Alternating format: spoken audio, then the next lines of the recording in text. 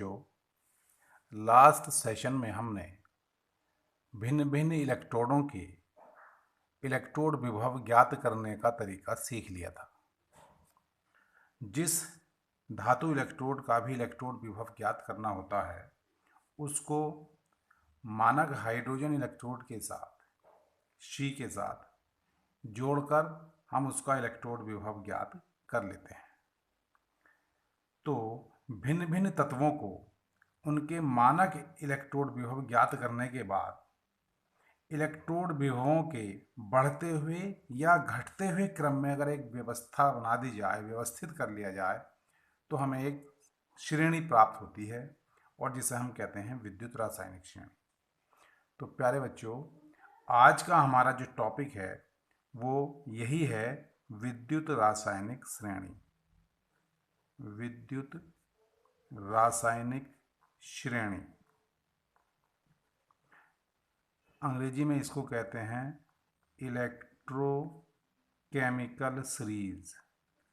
Electrochemical series, short में इसे हम ECS से प्रदर्शित करते हैं। इसी श्रेणी का एक और नाम है क्रियाशीलता श्रेणी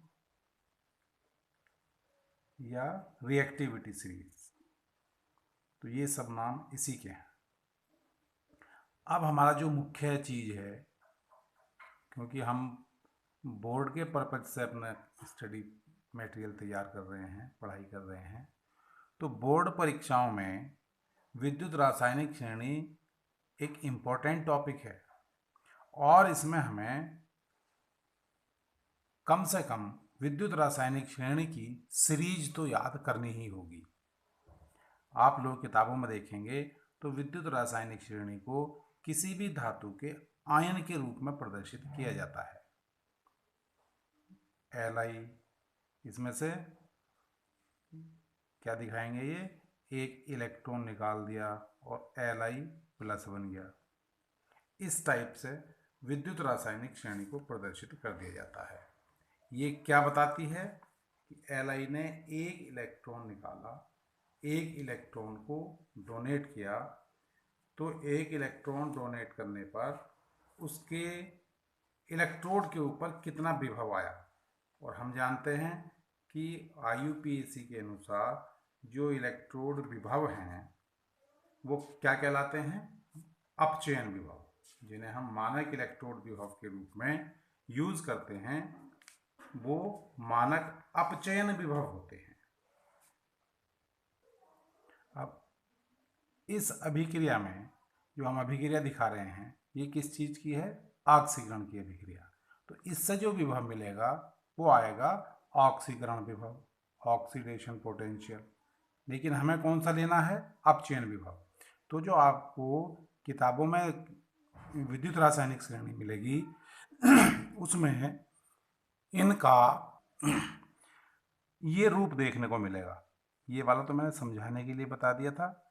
आपको किताब में जो मिलेगा वो मिलेगा Li आयन, इसने एक इलेक्ट्रॉन ग्रहण कर लिया और ये काय में बदल गया Li में, अर्थात अपचयन हो गया इसका। और इस प्रकार इस इलेक्ट्रोड पर जो विभव आया वो इसका मानक अपचयन विभव यानी E0 कहलाएगा।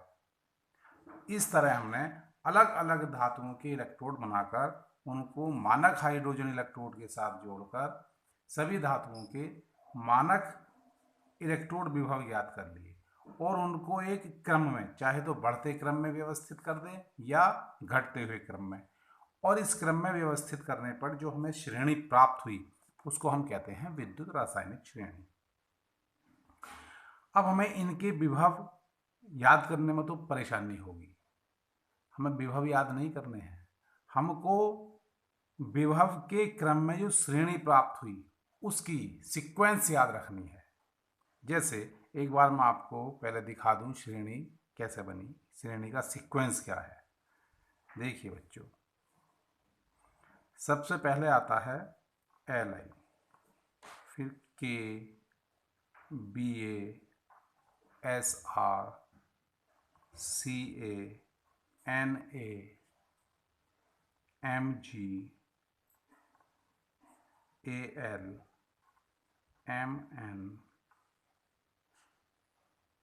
ZN CR इनका नाम FECD CONISN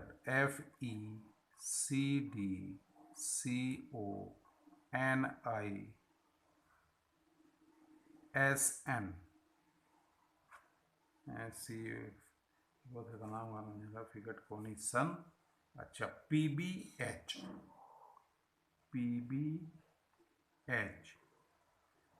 और इसके बाद आ जाता है CUHG AGPT AU। इसको मैं थोड़ा ऊपर कर लूँ, ऐसे लो, यहाँ से दिख जाएगा। H के बाद आ जाता है CUAGPT AU। ये हमारी विद्युत रासायनिक श्रेणी हो गई, जो मुख्य तत्वों की हमें जरूरत पड़ने वाली है उनकी। ऐसे ये नीचे की तरफ जाती है और फिर अधातुओं पर फ्लोरीन पे खत्म हो जाती है F2 पर। अब ये जो हमने श्रेणी बनाई, आप लोग इस जिंक को इस Mn के नीचे से शुरू करेंगे। मैंने ये इसलिए लिख दिया है ऊपर क्योंकि आपको फिर ये दिखाई नहीं देता। मोबाइल से मैं जो बना रहा हूँ ये वीडियो आपके लिए, उसमें मोबाइल की स्क्रीन पर खाली इतनी ही लेंथ का मेरा आ रहा है। तो बच्चों, ये जो हमने लिखे हैं, ये नीचे की तरफ जाने पर इनका मानक अपचयन विभव बढ़ता जा रहा है। ये E0 का बढ़ता क्रम है। बढ़ता क्रम का मतलब क्या है? ऊपर से नीचे की तरफ जाने पर इनका मान बढ़ रहा है। हमें पता है कि H का जो वैल्यू होती है E0 की, वो 0 होती है। हाइड्रोजन का मानक इलेक्ट्रोड विभव 0 है। तो H से नीचे वाले जितने भी हैं उन सब का E0 पॉजिटिव में होता है।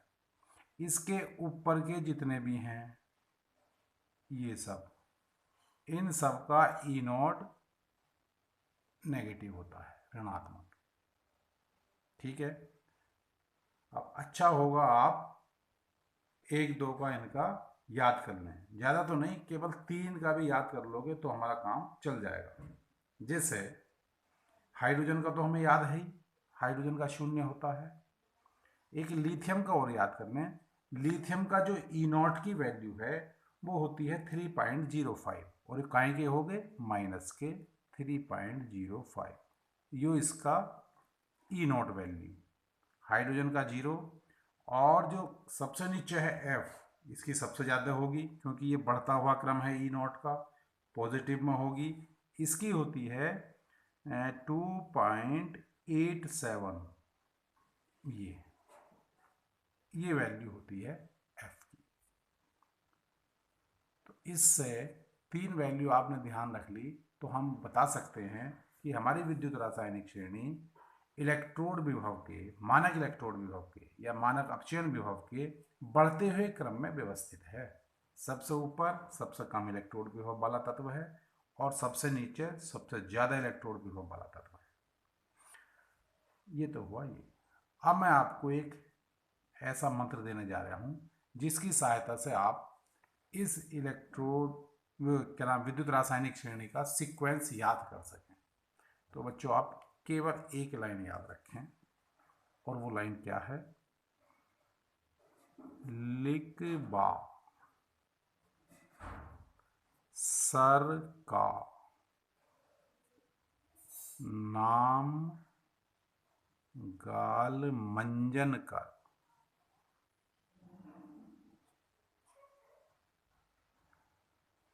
फीकड कोनिसन और बस PBH। कुछ जगह आपको इसमें नीचे HG भी लिखा मिलेगा, PBH CUHG AGPT AU, ऐसा भी लिखा मिल सकता है। मैंने यहाँ HG छोड़ दिया है, आप लोग चाहें तो इसको इसमें मेंशन कर लें। चलो बढ़ाई देते हैं। CU के नीचे यहाँ HG और आता है, CUHG Ag और फिर Pt A, ये हमें संकेत से ही नाम ध्यान रखने होते हैं। अब आप समझिए इसे हमें कैसे बनाएंगे। पहले तो याद रख लेंगे लिखवा सर का नाम गालमंजन कर, फीकट कोनिसन PbHCuHg AgPtA। अब देखिए बच्चों, इस Li का मतलब है लिथियम, ये ली का मतलब है इसका Li, के बा Ba, सर Sr, का में ध्यान रखेंगे कै की साउंड सी से निकल रही है, Ca का, नाम Na। अब इनको हम मैं और गे को मिला देंगे, Mg हो गया मग, ना मग, ऑल Al, मन Mn, जन Zn, कर Cr। मैंने पहले बताया था कै की साउंड सी से निकल रही है। फी Fe, कड Cd, को Co, नि Ni, सन Sn और PbH CuHg AgPtA। ये मैंने केवल धातुओं की आपको विद्युत रासायनिक श्रेणी की सीक्वेंस बता दी। अब इसके नीचे इसी तरह अधातु भी हैं, OH SO4 अधात्विक आयन भी हैं, क्लोराइड ब्रोमाइड आयोडाइड फ्लोराइड, ये सब नीचे दिए गए हैं। उनका हमारा वास्ता कम पड़ता है, जितना होगा उतना मैं आपको अभी बता दूंगा पॉइंट। उम्मीद है मुझे ये आप लोग याद करके श्रेणी बनाना सीख जाओगे। अब हमारे पास इसकी आती है विशेषताएं। विशेषताएं कह दें, लक्षण कह दें, गुण कह दें, जो भी आप लोग कहना चाहें। विशेषताएं किसकी आ रही हैं विशेषताएं? ये हैं विद्युत रासायनिक श्रेणी। तो बच्चों, जैसा कि आप श्रेणी में देख रहे हैं कि इस श्रेणी को हम अपचयन विभव के या मानक इलेक्ट्रोड विभव के बढ़ते हुए क्रम में व्यवस्थित करते हैं, और इस क्रम में H का हम जानते हैं कि मानक इलेक्ट्रोड विभव 0 होता है, इसलिए H से ऊपर वाले सब माइनस वैल्यू रखते हैं और H से नीचे वाले प्लस वैल्यू। ठीक है। अब कुछ 2-3 इसकी विशेषताएं और हैं। जैसे पहली विशेषता है कि श्रेणी में ऊपर से नीचे जाने पर, अगर हम इसमें ऊपर से नीचे जाएंगे तो इलेक्ट्रॉन ग्रहण करने की प्रवृत्ति बढ़ती जाती है। अब इसको जरा ध्यान से सुन लें। इलेक्ट्रॉन ग्रहण करने की प्रवृत्ति का मतलब अपचयन। इस चैप्टर में मैंने शुरू के दिन ही बताया था कि ऑक्सीडेशन रिडक्शन यानी ऑक्सीकरण अपचयन वाले जो हम चैप्टर फर्स्ट ईयर में पढ़ के आए थे, उसका बहुत उपयोग होने वाला है। उसी के ऊपर ये उसी का एप्लीकेशन है, उसी पर आधारित है।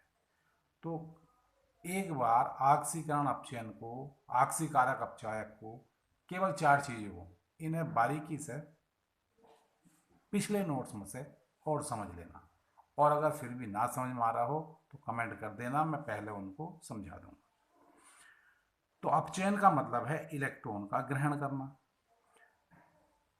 जैसे जैसे श्रेणी में ऊपर से नीचे की तरफ जाते हैं तो तत्वों के इलेक्ट्रॉन ग्रहण करने की प्रवृत्ति बढ़ती जाती है, इसीलिए उनका मानक अपचयन विभव ज़्यादा है।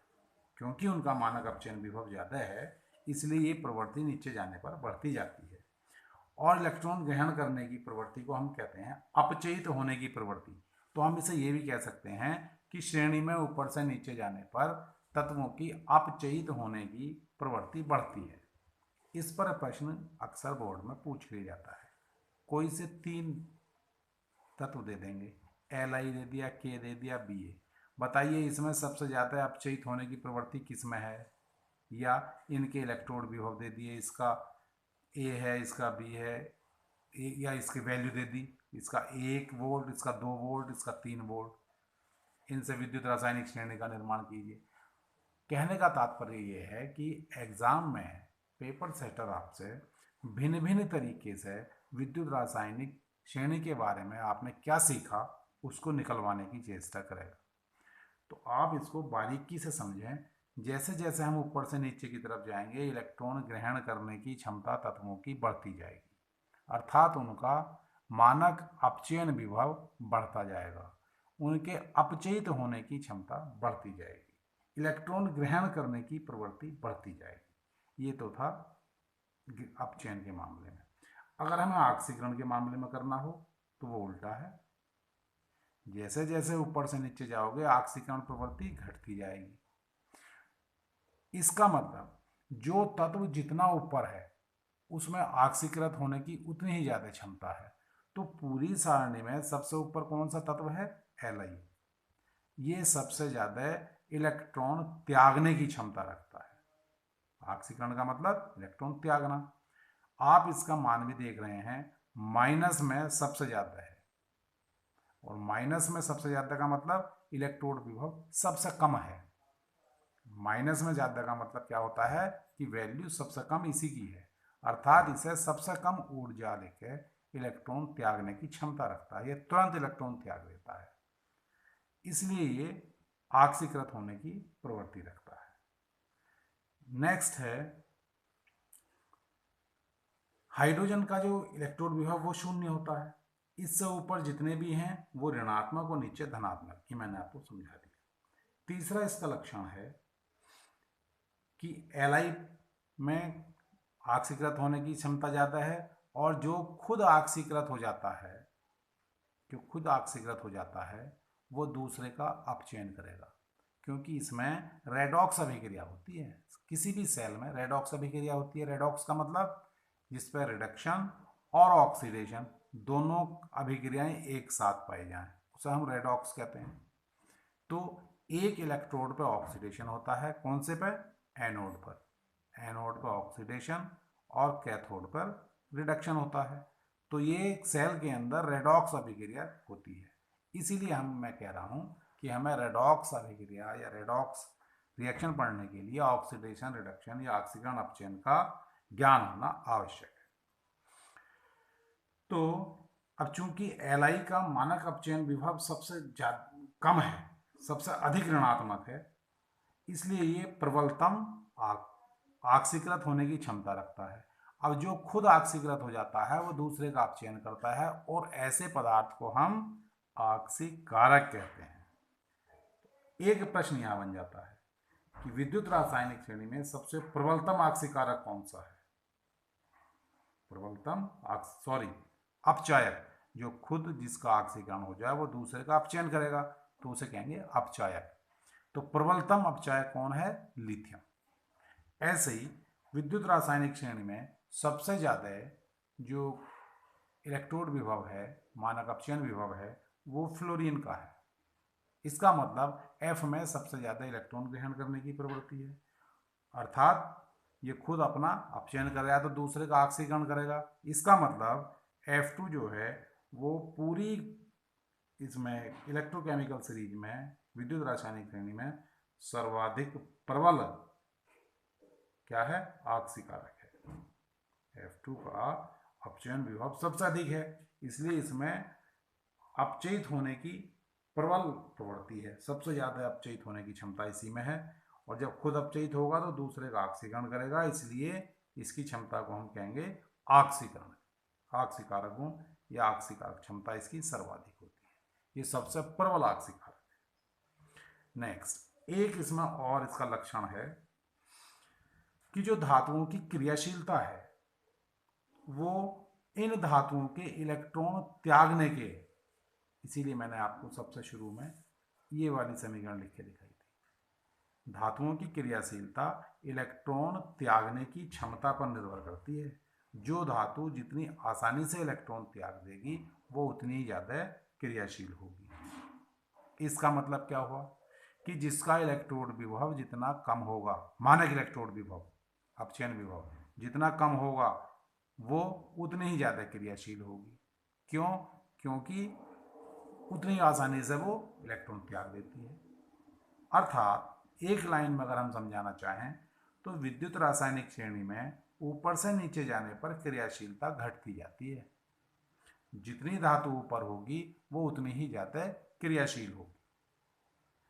अधातुओं के केस में ये उल्टा हो जाता है। अधातुओं में क्रियाशीलता इलेक्ट्रॉन ग्रहण करने की क्षमता पर निर्भर करती है। जो जितना आसानी से इलेक्ट्रॉन ग्रहण करेगा वो उतना ही ज़्यादा क्रियाशील।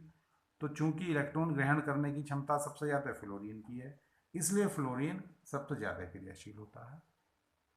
समझ में आ गई बात? ये इसके कुछ मोटे मोटे मैंने आपको बता दिए लक्षण। अब लक्षण इतना इम्पोर्टेंट नहीं है हमारे हिसाब से। हमारे हिसाब से पेपर के इसकी जो इम्पोर्टेंस है विद्युत रासायनिक श्रेणी की, वो है इसके अनुप्रयोग। अनुप्रयोग मतलब एप्लीकेशन।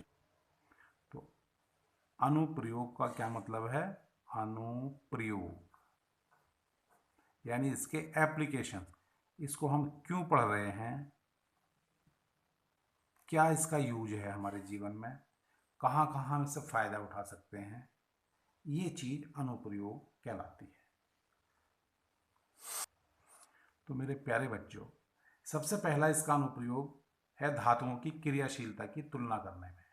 जैसा मैंने अभी बताया था, श्रेणी में धातुओं की क्रियाशीलता को घटते हुए क्रम में व्यवस्थित किया गया है।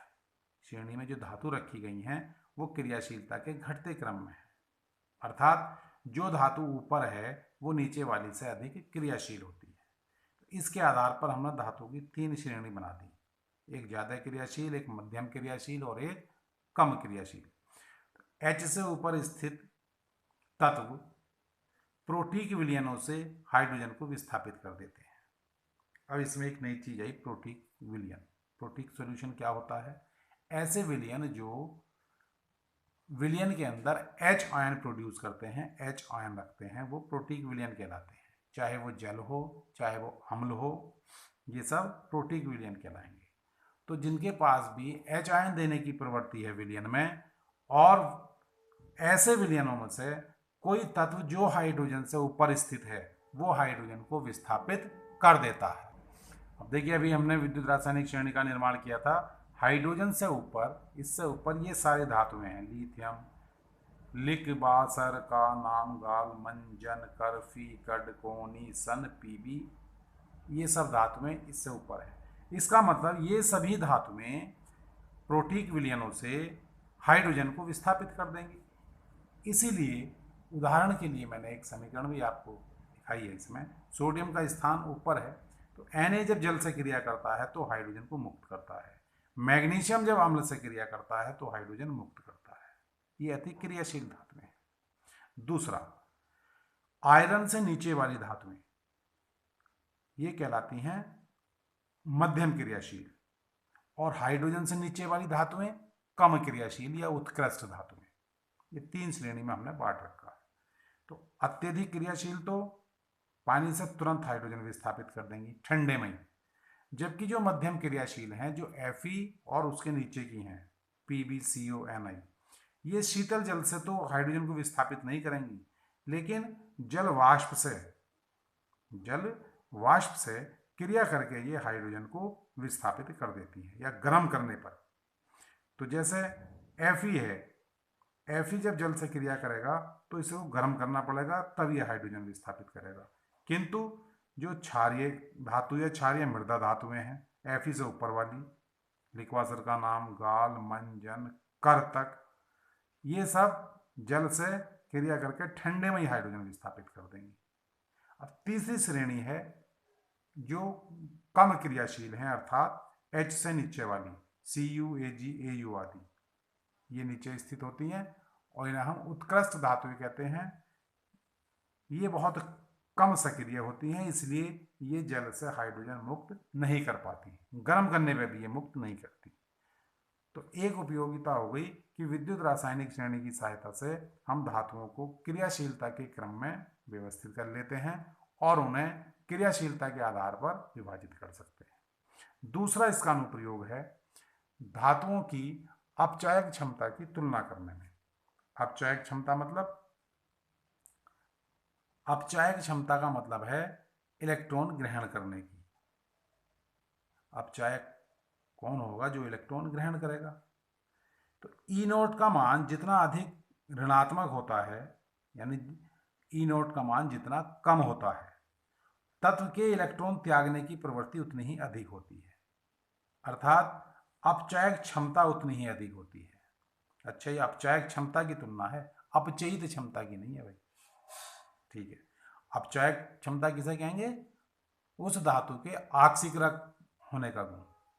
तो जो जितना आसानी से इलेक्ट्रॉन त्यागेगी उतना ही आसानी से वो उतनी ही ज़्यादा उसकी अपचायक क्षमता होगी। अब चूंकि ऊपर वाले जितनी भी धातुएं होती हैं उनके इलेक्ट्रोड विभव का मान कम होता है, इसलिए उनकी अपचायक क्षमता अधिक होती है।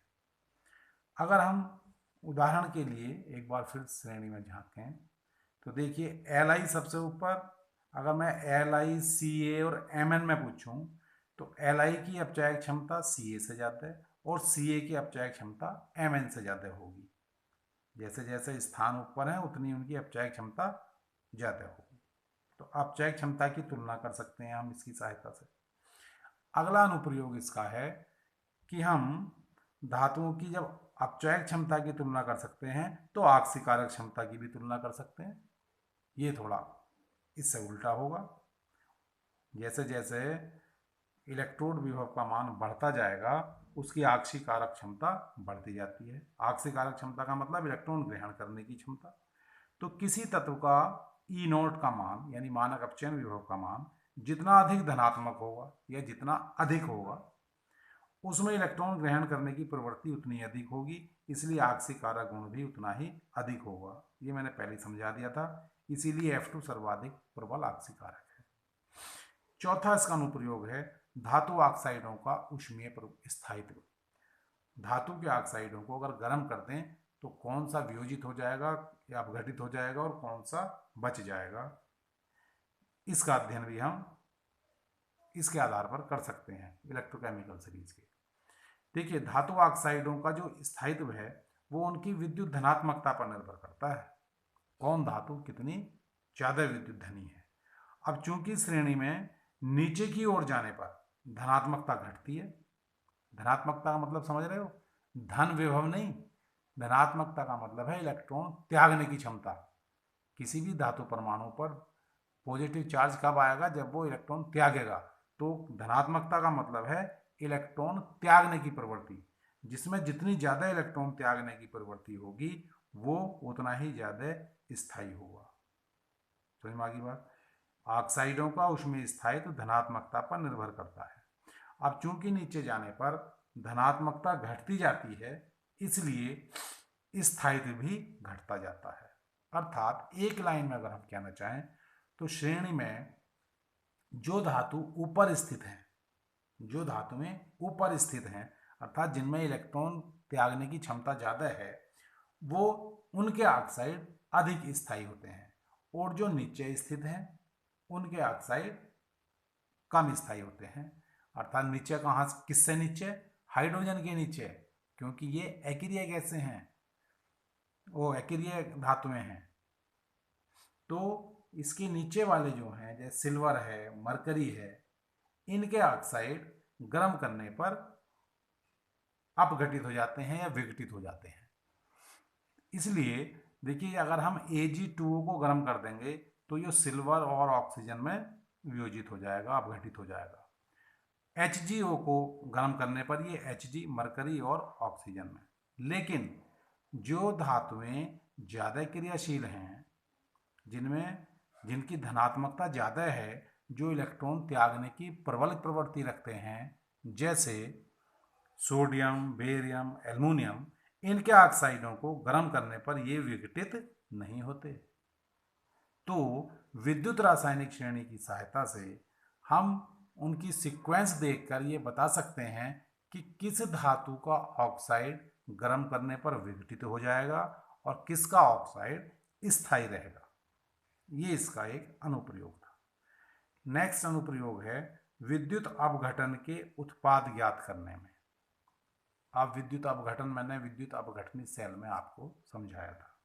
जब किसी विद्युत अपघट्य में दो इलेक्ट्रोडों के बीच भरकर उसमें विद्युत धारा प्रवाहित करते हैं तो उसका वियोजन हो जाता है, अपने आयनों में वो टूट जाता है, धनायन और ऋणायन।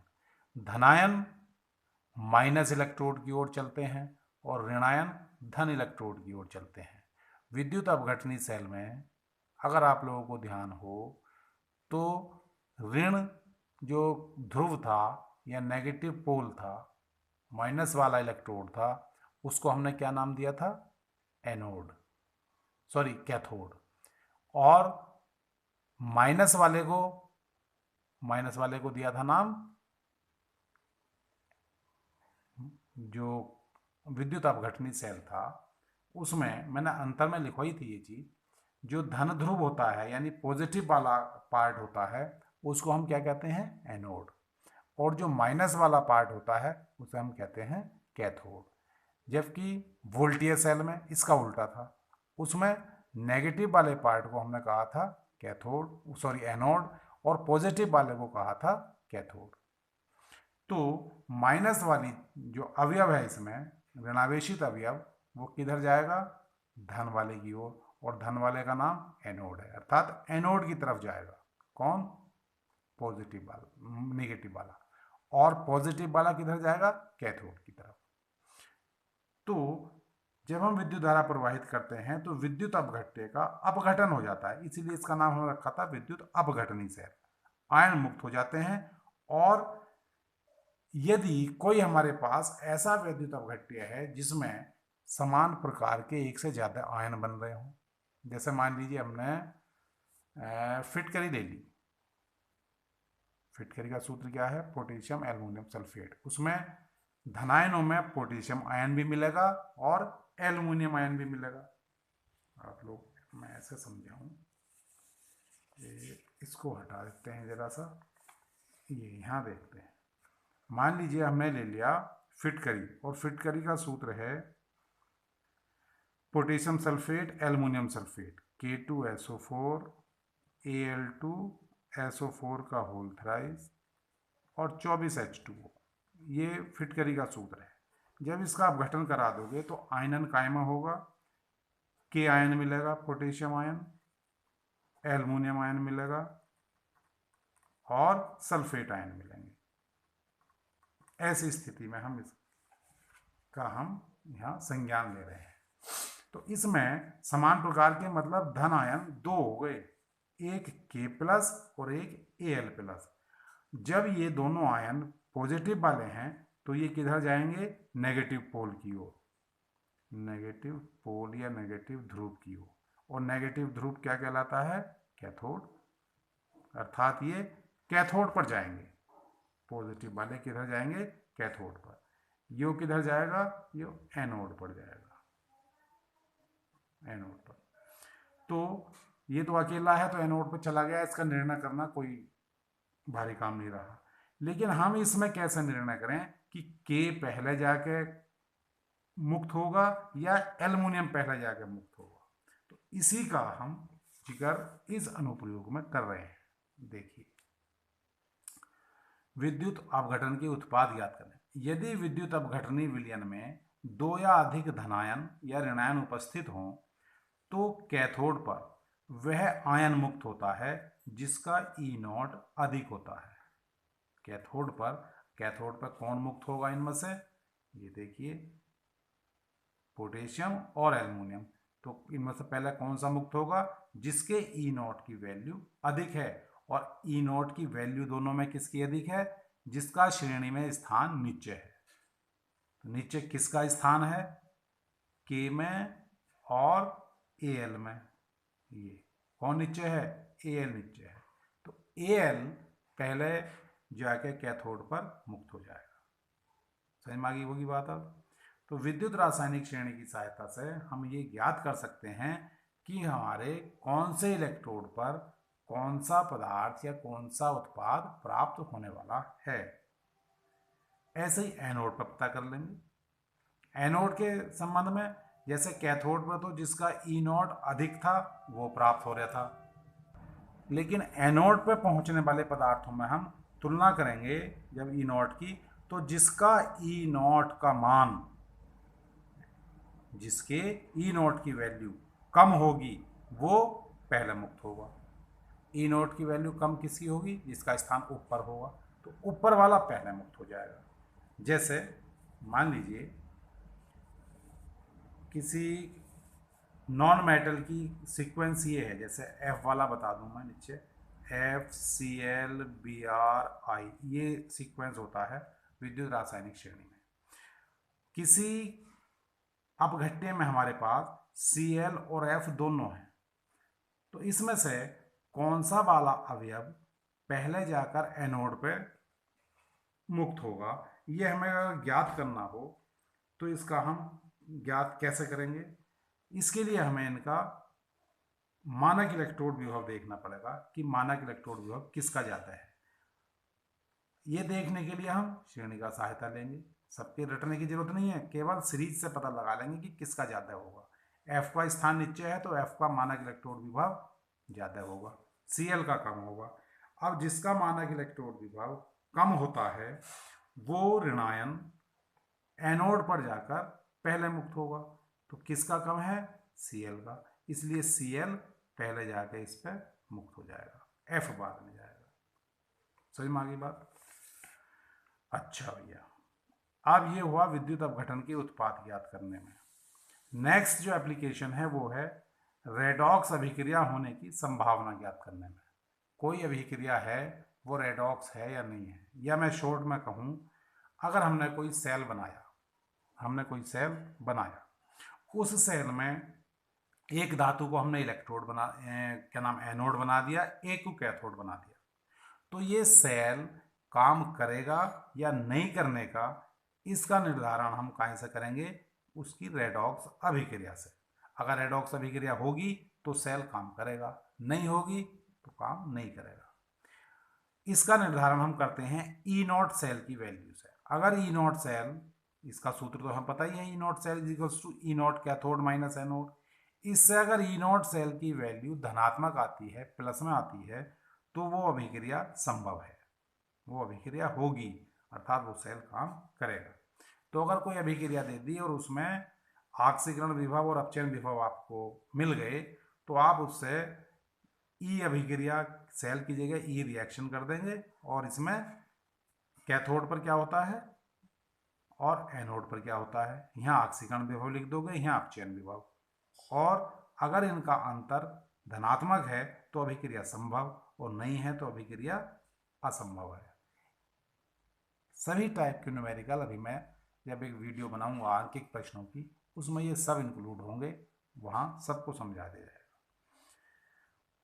अच्छा, इसका एक और रीजन दिया जाता है कि ई नोट सेल का मान धनात्मक होने पर रेडॉक्स अभिक्रिया संभव होती है, क्योंकि ई नोट सेल का मान धनात्मक होने पर धारा की दिशा कैथोड से एनोड की ओर यानी उचित दिशा में प्राप्त होती है, जबकि ई नोट का मान नेगेटिव होने पर धारा की दिशा विपरीत हो जाती है।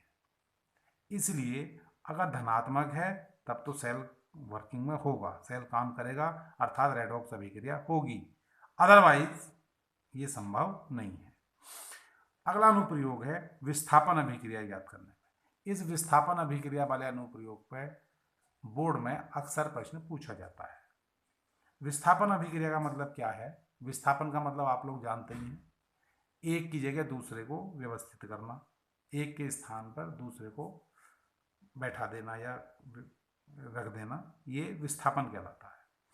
तो श्रेणी में जो धातु ऊपर स्थित है वो अपने से नीचे वाली धातु को उसके लवण के जलीय विलयन में से विस्थापित कर देती है।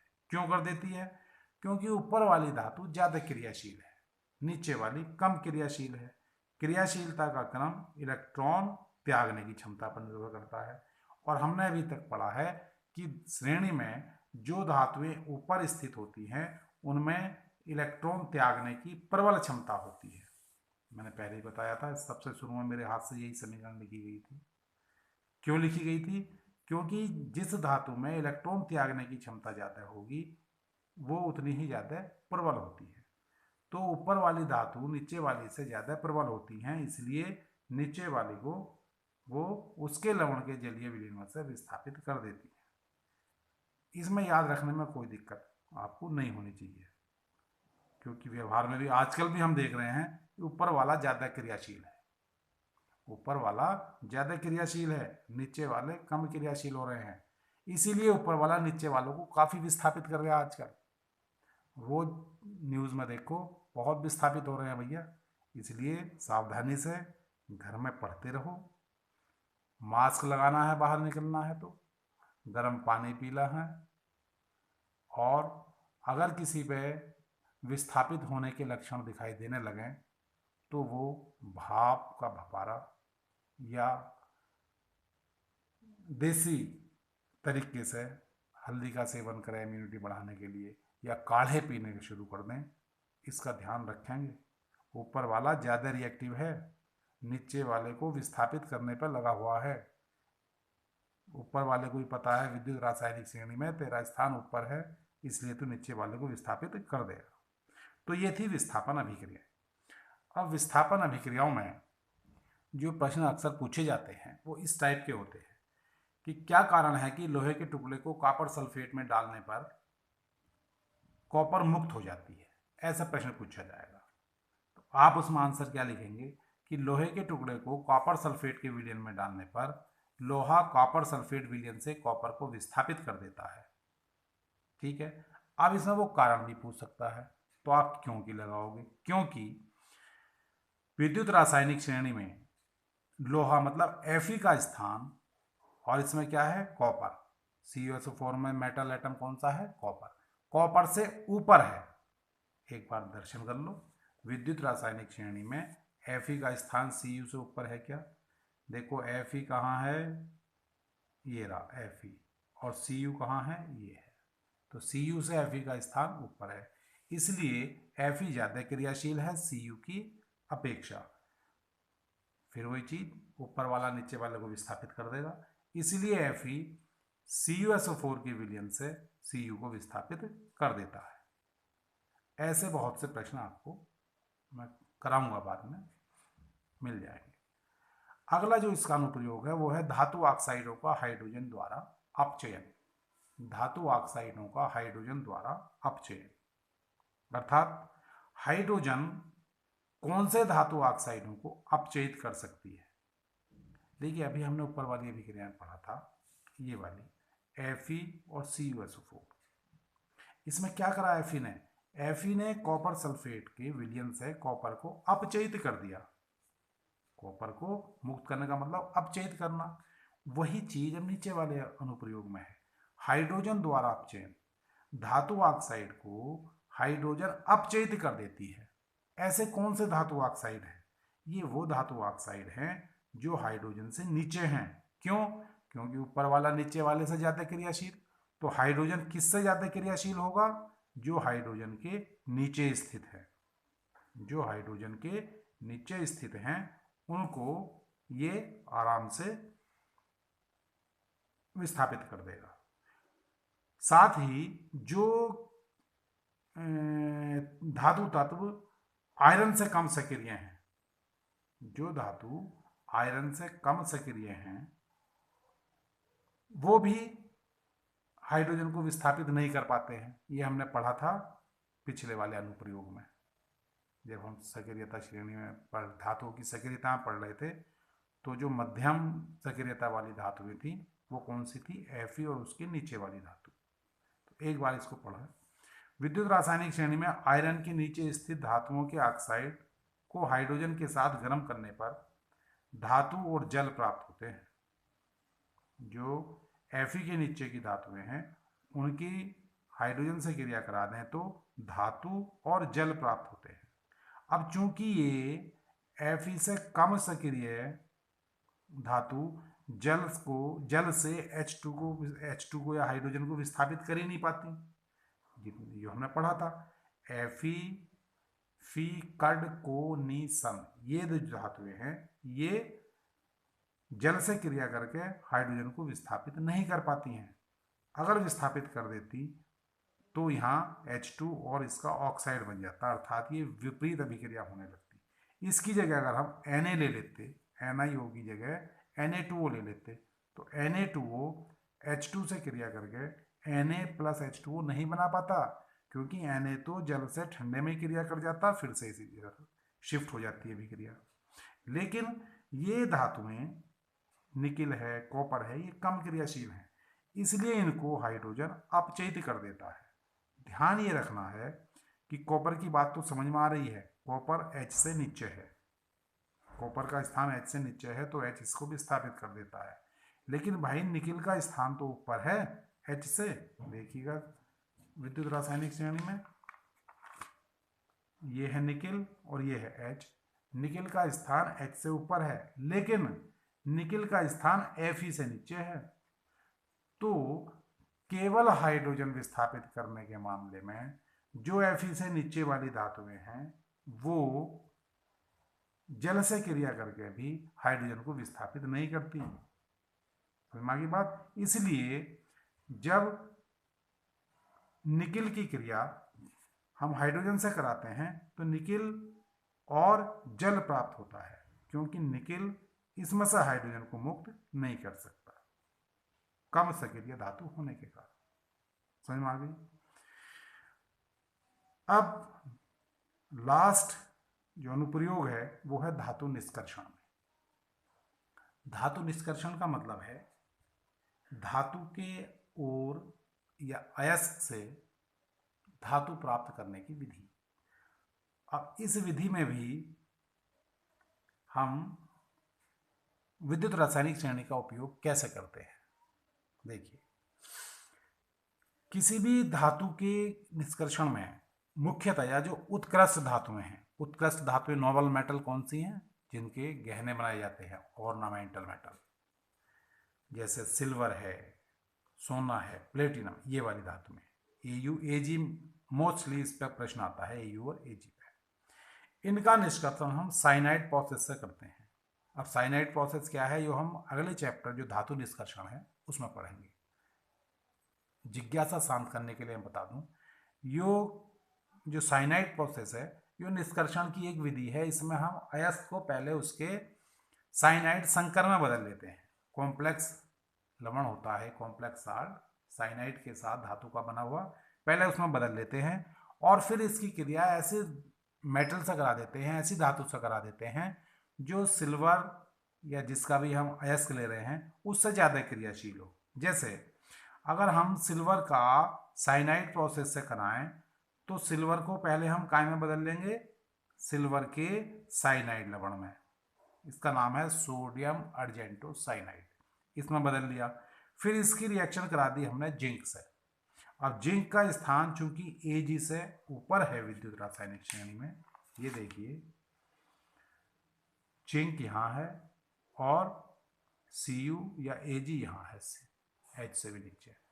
तो जिंक का स्थान चूंकि ऊपर है, ये रहा देखो, जिंक आपको दिखाई नहीं दिया होगा पहले, ये जिंक है और ये Ag है। तो Cu का स्थान, जिंक का स्थान Ag से ऊपर होने के कारण फिर वही एक ही चीज हमारे पास है, ऊपर वाला ज्यादा क्रियाशील है, वो नीचे वाले को विस्थापित कर देता है। इसलिए जिंक इस लवण में से, लवण के विलयन से Ag को विस्थापित कर देता है ये, और खुद इसकी जगह एडजस्ट। यही हम चाह रहे थे कि हमें सिल्वर जो है वो प्राप्त हो जाए शुद्ध रूप में। तो इस तरह हम धातु निष्कर्षण में विद्युत रासायनिक श्रेणी का प्रयोग कर सकते हैं। अब विद्युत रासायनिक श्रेणी का प्रयोग कैसे किया हमने इसमें, ये तो जिंक का प्रयोग किया। तो विद्युत रासायनिक श्रेणी का प्रयोग इस तरह किया कि विद्युत रासायनिक श्रेणी की सहायता से हम ये पता लगा सकते हैं कि किस धातु को कौन सी धातु विस्थापित कर देगी, अर्थात जो ऊपर है वो नीचे वाले को विस्थापित कर देगा। इस पूरे लेक्चर का सार ये निकल के आया कि इसमें अगर हमने एक तो विद्युत रासायनिक श्रेणी का सीक्वेंस याद कर लिया, लिखवा सर का नाम गाल मंजनकर फीकट कोनिसन PBH Cu Hg Ag Pt Au, ये वाला हमने याद कर लिया तो काम हमारा हो गया। और इसी के साथ केवल एक लाइन याद रखनी, ऊपर वाला ज्यादा क्रियाशील, नीचे वाला कम क्रियाशील, तो हमारा 80% काम, 80% सॉल्यूशन इससे हो जाएगा। आज के लिए टॉपिक ये पर्याप्त हो गया है, काफ़ी बड़ी वीडियो बन गई। शेष अगले सेशन में, अगले लेक्चर में पूरा करेंगे। तो सभी भैया पढ़ते रहें, घर में रहें, स्वस्थ रहें, कोरोना से युद्ध करते रहें। और भैया चैनल को सब्सक्राइब करते रहें। मैंने अपने आप को बताई है, स्कीम बना दी है। जो भैया जितना ज़्यादा सब्सक्रिप्शन देगा उसकी फ़ोटो अब मैं वीडियो के ऊपर अपलोड करना प्रारंभ करने जा रहा हूँ। ठीक है, वो वीडियो उसी भैया को समर्पित रहेगी जो जितना ज़्यादा सब्सक्रिप्शन कराएंगे। धन्यवाद, थैंक यू।